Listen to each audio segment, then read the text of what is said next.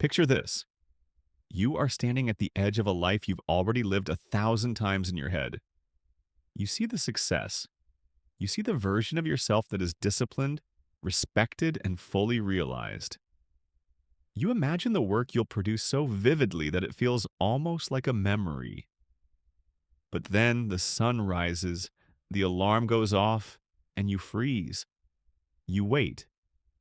You tell yourself that today isn't quite the right day, that you need more sleep, more coffee, or more information before you can finally begin. And so the day passes, and you do the exact same thing all over again. You are caught in the ambitious paradox.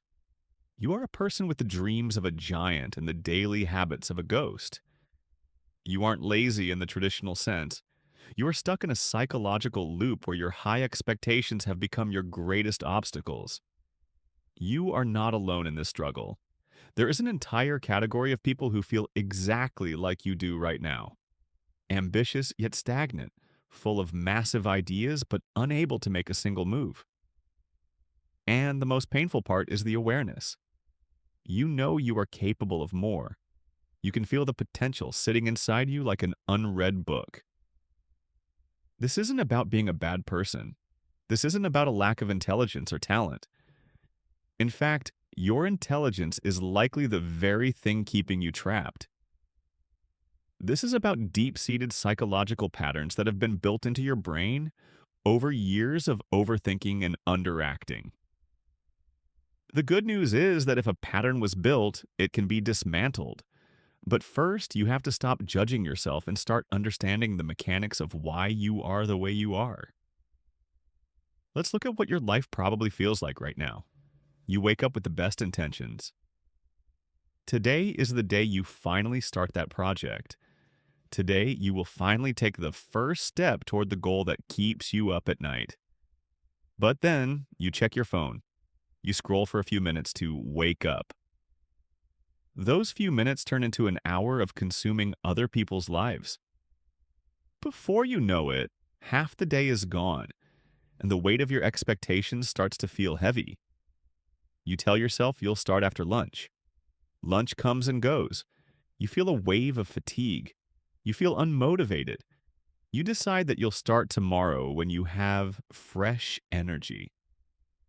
At night, you lie in bed feeling a cold sense of guilt. You are disappointed in yourself. You know you wasted another day. You make grand plans in your head to compensate, feeling a brief surge of motivation. But when tomorrow actually arrives, that feeling is gone. You are back to avoiding, back to scrolling, back to being a spectator of your own potential. Here is the explainer block that your brain has been hiding from you. Inside your mind, there is a constant tug-of-war between two specific regions. You have the prefrontal cortex, which handles your big dreams, your logic, and your long-term goals. This is the part of you that wants the empire. But then you have the amygdala, the primitive fear center of your brain. To your amygdala, your big dreams aren't exciting, they are threatening.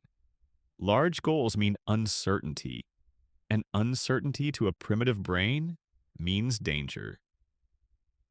When you think about working on your goals, your amygdala triggers a low-level fight-or-flight response.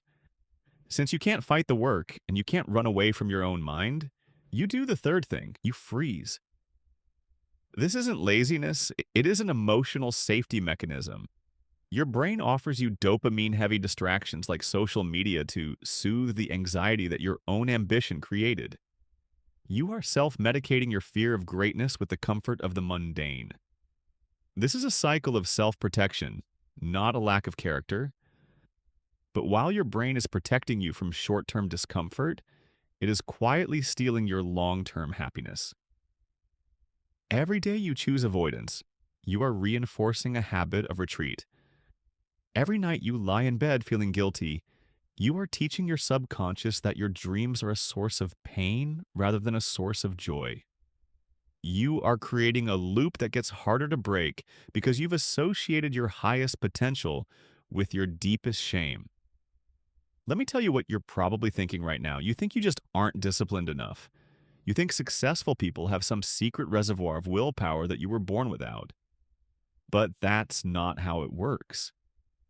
Motivation is a feeling, and feelings are unreliable.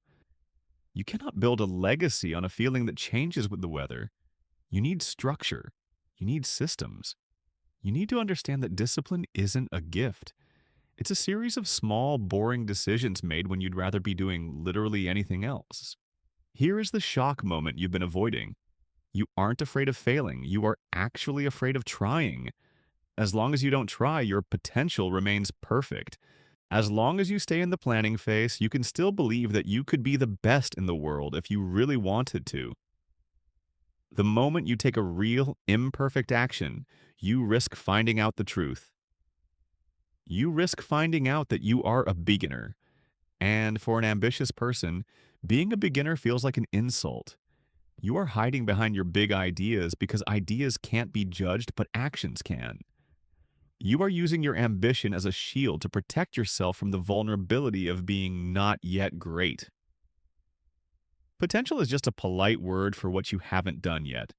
Potential is just a polite word for what you haven't done yet. You need to understand that perfectionism is not about having high standards. Perfectionism is just fear in a tuxedo. It is your brain giving you a sophisticated excuse to never start. Because if you never start, you can never be criticized. If you never start, you can stay the undiscovered genius in your own head. But deep down, you know that belief is starting to feel hollow. You know that a life of potential is just a long way of saying a life of unfulfilled promises. Failure is not the opposite of success. Inaction is. When you fail, you gain data. When you do nothing, you only gain regret.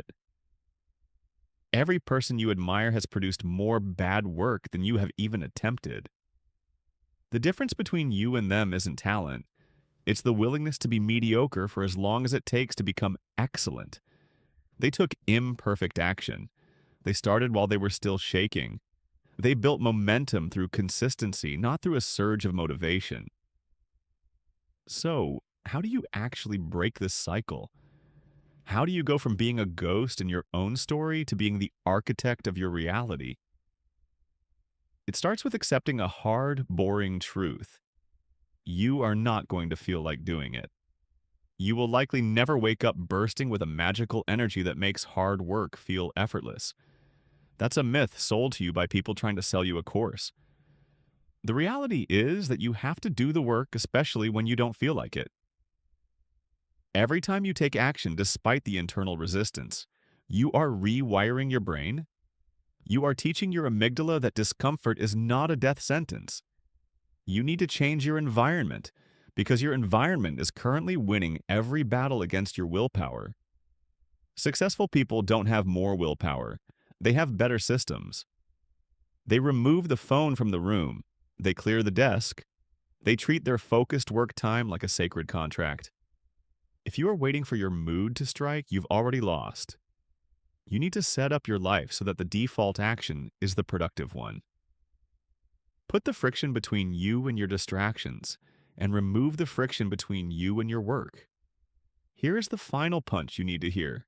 Stop consuming.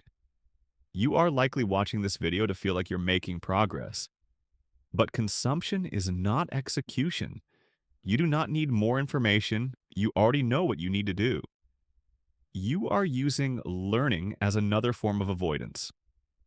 Close this tab, turn off the notifications, put down the phone.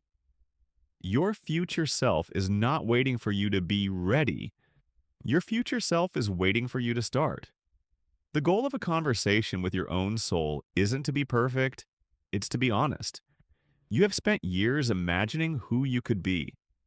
It is finally time to find out who you actually are. You are not your thoughts, and you are not your past failures. You are the person who chooses what to do in the next 5 minutes. That is where your power lives, in the small, unglamorous choice to simply begin. If you felt the weight of your own potential crushing you lately, type architect in the comments. It's a signal to yourself that the dreaming phase is over and the building phase has begun. And if you want to know how to fix the broken dopamine loops that are keeping you stuck, watch this next video. It's the manual your brain didn't come with. Subscribe to join those who actually do the work. Now, go do one thing, just one. I'll see you on the other side.